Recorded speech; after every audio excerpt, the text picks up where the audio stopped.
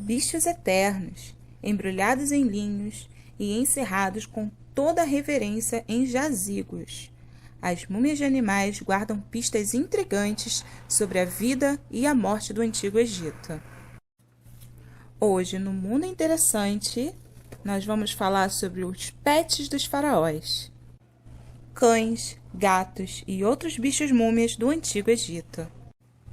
É claro que as mais famosas múmias egípcias são as de seres humanos, mas as tumbas escavadas revelaram múmias de animais, peças de carne mumificadas e até mesmo múmias falsas, de animais contendo apenas varas, trapos, restos de plantas ou alguns ossos. Atualmente, as múmias dos animais são estudadas cientificamente, mas até o século XIX, centenas de toneladas de gatos mumificados foram embarcados do Egito para o porto inglês de Liverpool, para serem transformados em fertilizantes. A aparência externa das múmias dos animais é frequentemente enganosa e os egiptólogos aprenderam que quanto mais elaboradas as decorações exteriores, mais provável que a múmia do interior seja algo inusitado ou até mesmo uma fraude total. Às vezes, o animal real está invertido ou decapitado, de forma que a cabeça da múmia é apenas decorativa. Um crocodilo, por exemplo, tinha sua cabeça da extremidade na qual se via a cauda na embalagem externa. Os animais não só foram vistos como bichos de estimação, mas também, e mais importante do que isso, como encarnações de deuses. Como tal, os egípcios enterraram milhões de gatos mumificados, pássaros e outras criaturas em templos dedicados às suas divindades. Em câmaras subterrâneas, em Saqqara, estima-se que 4 milhões de aves ibis embalsamadas foram abrigadas e estes talvez sejam os animais mumificados em maior número, seguido de perto pelos gatos. Os arqueólogos também encontraram múmias de lagartos, de peixes e até de besouros espalhados pelo país. Levando-se em conta a grande quantidade de múmias de animais produzidas, muitos pesquisadores acreditavam que a vasta maioria fora preparada de forma apressada e descuidada. Havia o entendimento de que os embalsamadores egípcios faziam um trabalho apressado quando se tratavam-se de animais. Mas, ao contrário do que muita gente pensa, grande parte dos animais que os antigos egípcios mumificavam passavam por um processo tão complexo quanto a dos cadáveres humanos. Além disso, não só o animal morto podia ser mumificado caprichosamente, mas também podia ser colocado em uma ataúde de madeira, gessada e pintada, imitando a forma do bicho. Como alguns cemitérios contêm milhões de exemplares de uma mesma espécie de animal, é claro que nem todos receberam um tratamento mais elaborado. Existem até animais que nem mesmo são completos. Alguns deles foram encontrados sem suas cabeças, outros têm uma perna e uma asa extra, em outros ainda faltam pedaços, os quais podem ter sido comidos pelos sacerdotes durante os rituais, como, por exemplo, no caso dos touros sagrados do deus Apis.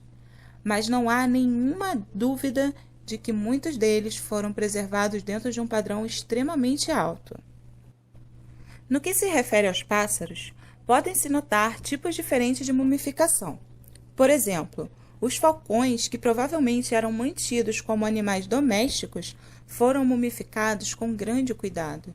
No caso do touro Apis, sabe-se que a sua mumificação era um processo muito ritualizado e levado extremamente a sério. Certamente, não era nem pouco menos elaborado do que a mumificação de um ser humano importante. Os arqueólogos costumam dividir as múmias de animais em 4 grupos. Os que eram colocados em tumbas para serem usados como comida pelo falecido na vida após a morte, os animais de estimação do morto, os animais que eram mumificados como símbolos de um culto e aqueles dados em oferenda votiva para os deuses. Os 3 primeiros grupos existiram durante toda a história do Egito. O primeiro grupo era formado por partes comestíveis de animais, frequentemente embrulhadas em bandagens e colocadas em caixas na tumba. Normalmente, as carnes não eram armazenadas com carcaças inteiras, mas cortadas como se estivessem prontas para o cozimento. Radiografias revelaram um conjunto de costelas, bem como patos preparados com suas cabeças e pés removidos e as cavidades do corpo esvaziadas. Também partes de ovelhas de cabras, de antílopes, gansos ou pombos eram usados como finalidade alimentar. Entre os animais de estimação, não apenas gatos, mas também cachorros, babuínos, macacos de outras espécies e gazelas foram encontrados. Um egípcio enterrado em Ábido era tão apaixonado por seu cachorro que ele foi mumificado e colocado dentro do ataúde ao lado dos pés do seu dono.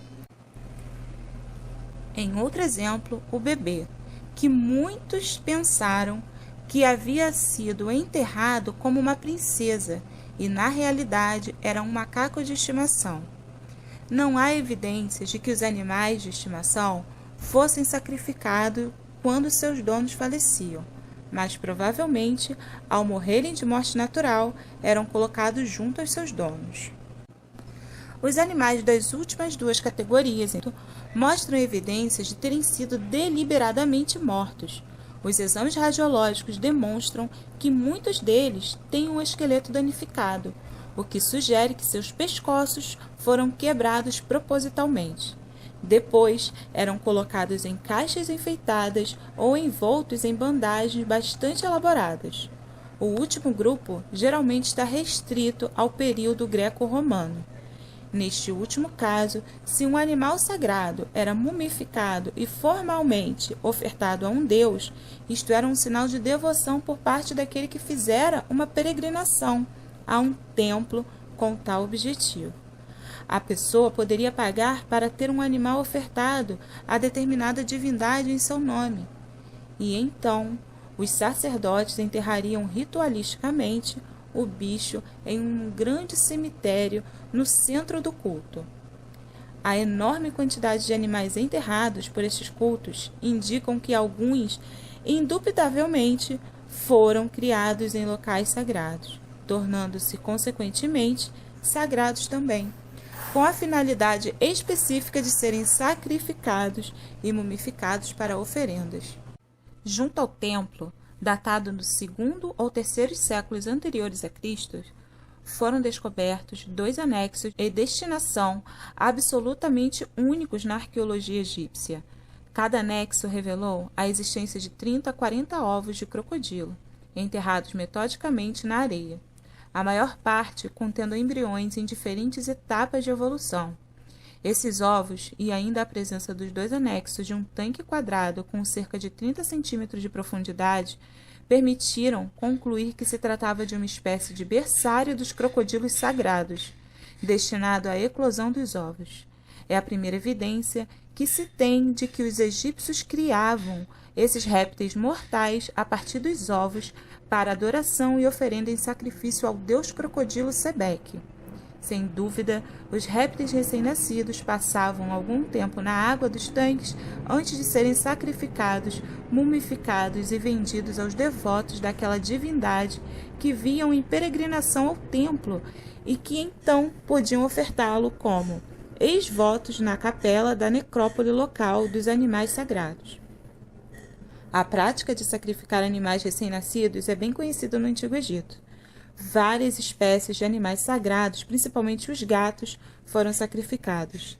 E essa foi a primeira vez que se encontrou algo semelhante em relação aos crocodilos. Se você gostou do nosso conteúdo, se inscreva no nosso canal, deixe seu like e muito obrigada. Até a próxima!